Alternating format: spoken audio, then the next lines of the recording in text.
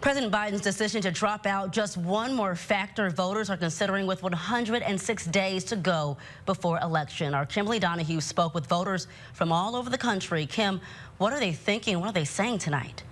Melanie, no matter the political leaning, there's been a lot of events just in the last 8 days factoring into how voters will cast their ballot.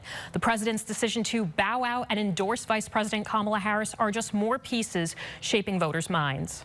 President Joe Biden's choice to no longer seek re-election, drawing mixed reactions from people across the area. It doesn't come as a surprise.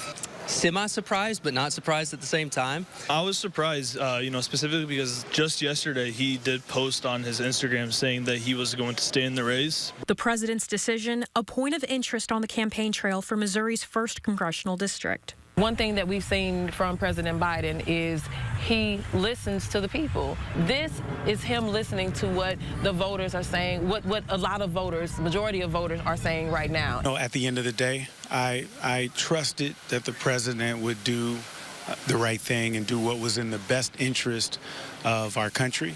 Biden's move to endorse Vice President Kamala Harris for the presidency also creating a variety of opinions. Absolutely in favor of it. I think she has a lot of great qualifications. I think that her voting record really speaks for her, and I think she'll make a wonderful candidate. I was disappointed. I thought it was going to be Gavin Newsom. I unequivocally endorse Kamala Harris for president. I think she'd do great, but that will play itself out, and I think there are a lot of great candidates, to be perfectly frank. As for the remainder of the campaign, voters say they'll be closely watching. I'm nervous about his decision because I know how finicky voters can be with changes this close to the election date. Definitely going to vote for Trump. And honestly, I think he's already got it in the books.